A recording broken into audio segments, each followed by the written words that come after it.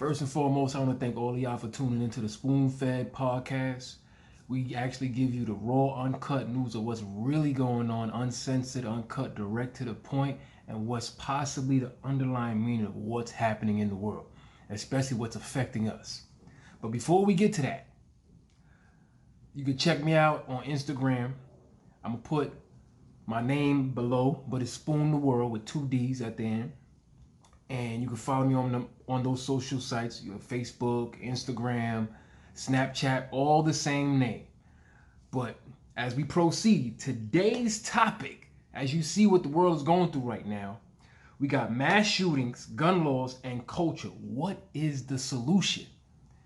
Before I even get into that, let's talk about the actual numbers of gun laws and actual ownership of guns. One thing about America, it's a corporation, it's not a country, and it's a continent. But I digress. I'm not going to get into those politics.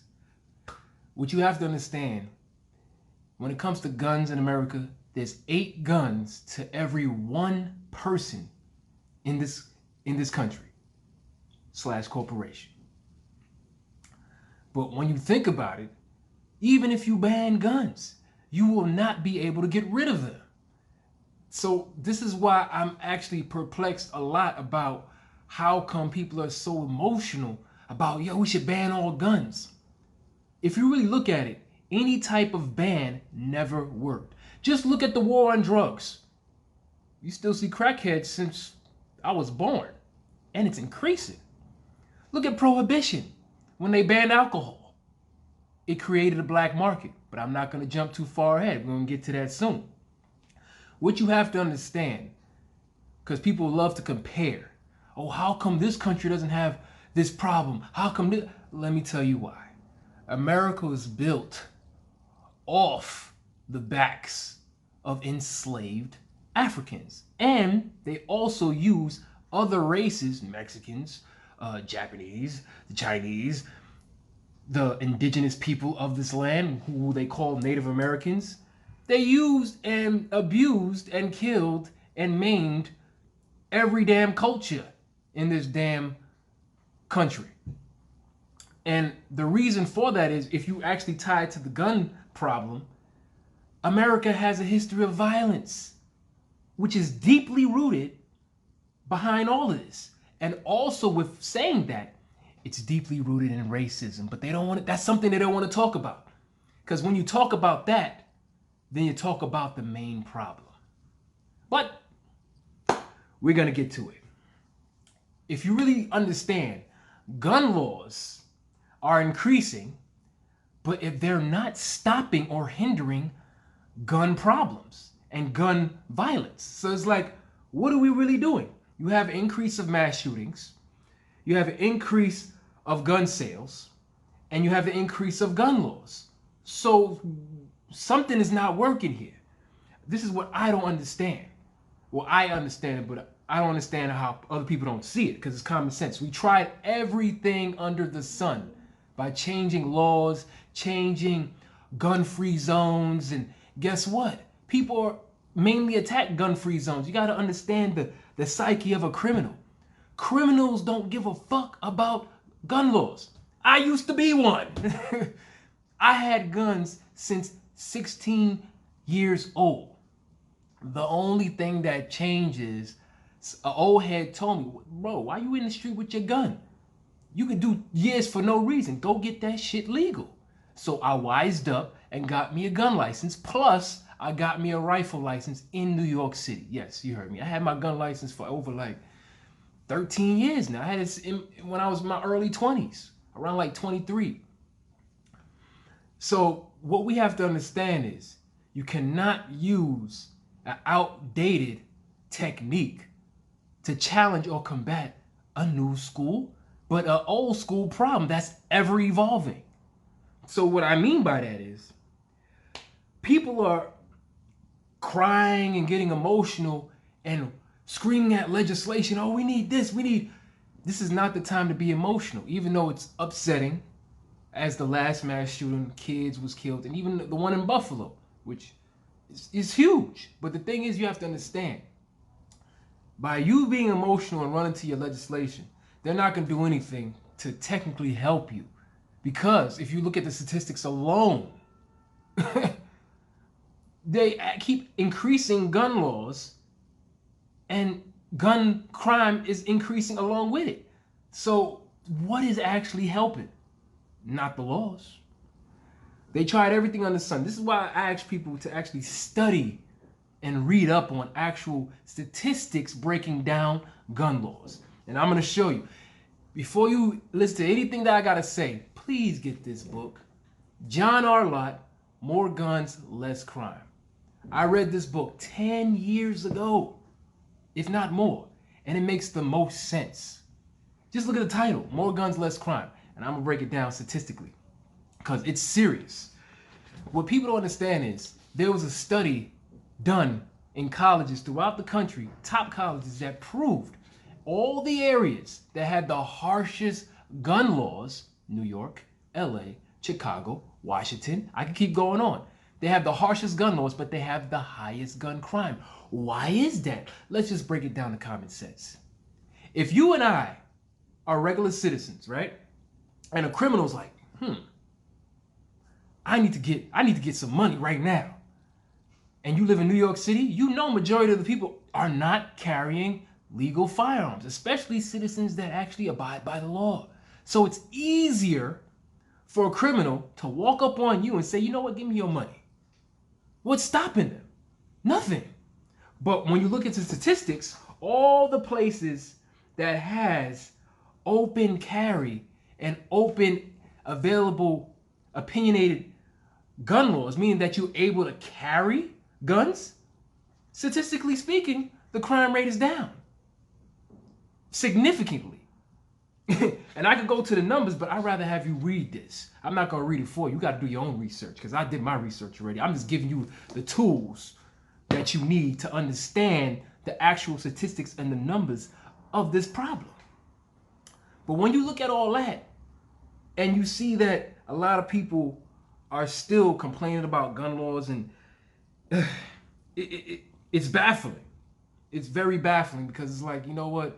This can be stopped. They tried everything except arming their citizens.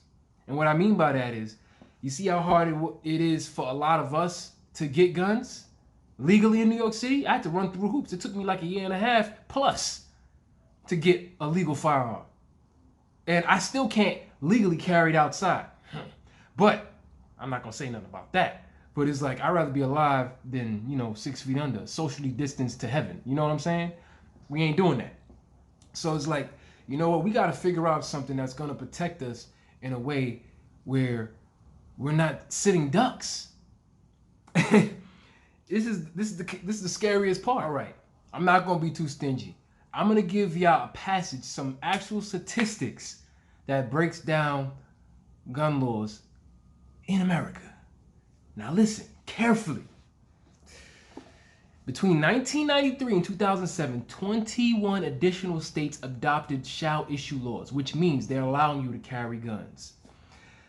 Violent crimes are 81% higher in states with non-discretionary laws. Dang. Without. For murder, states that ban the concealed carry guns have murder rates 127% higher than states with most liberal concealed carry laws. Jeez. After almost all the states have adopted these laws in 2007, the difference is much smaller, just 25% for violent crime and 28% for murder. States with non-discretionary laws have less violent crime, but the differences from property crimes are smaller and less consistent. Let me break that down. Pretty much, crime drops dramatically when the citizens are able to defend themselves and arm themselves properly. Period. So let's even go deeper in it. Look at the mass shootings. Just look at that. Look at all the places mass shooters targeted.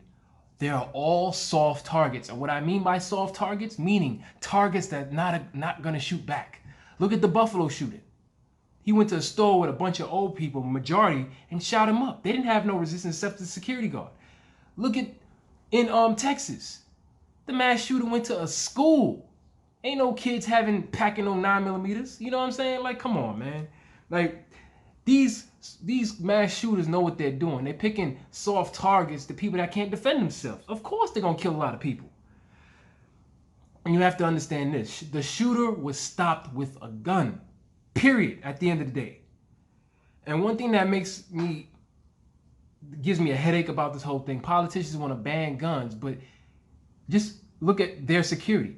Politicians have security that are armed, private security, but they don't want you to have a gun. But we can't afford armed security to follow us everywhere. So it's like, how come I can't have a gun to protect my ass?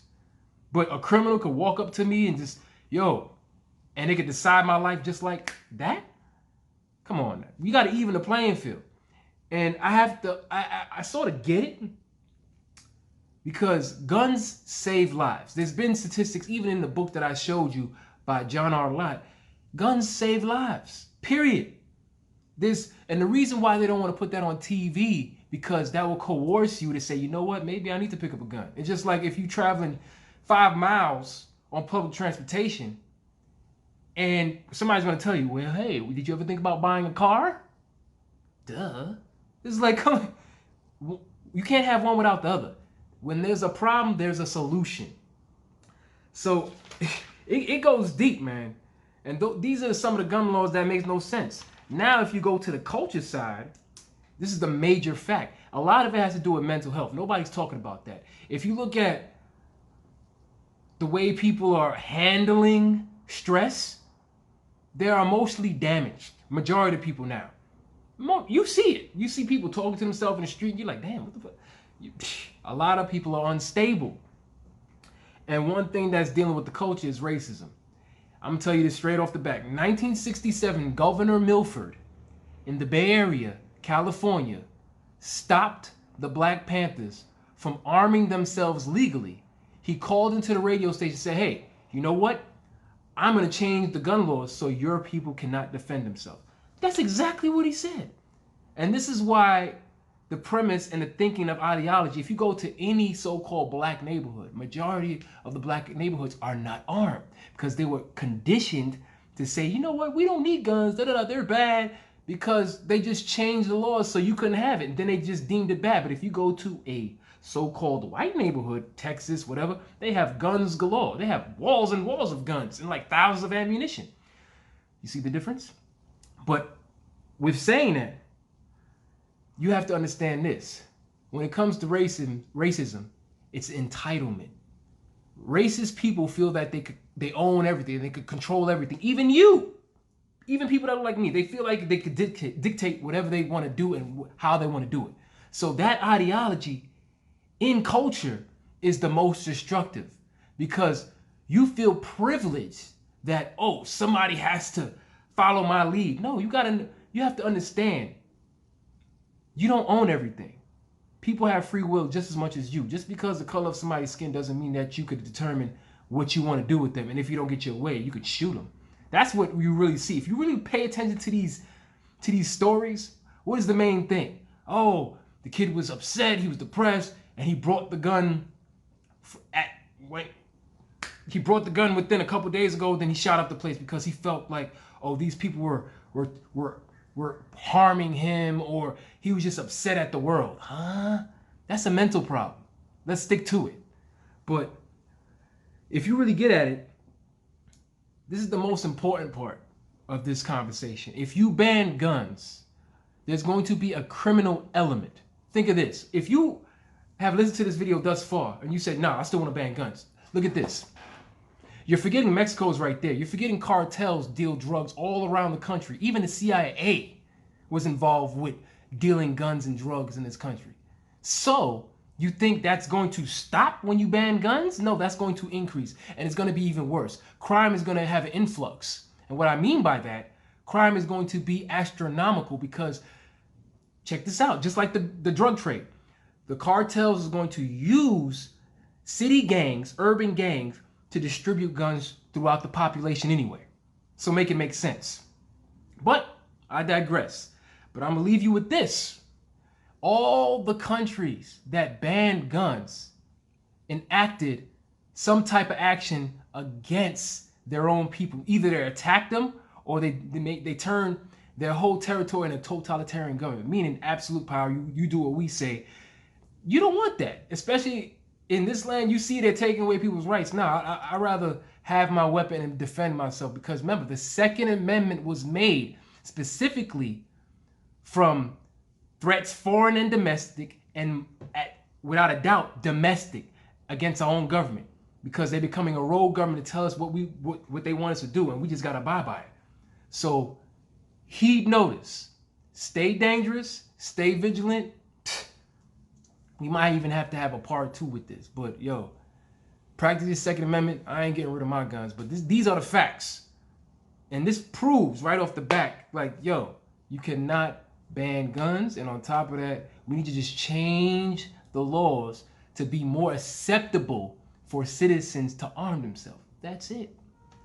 You are now rocking with Spoon Fed Podcast. I hope you learned something. Splash.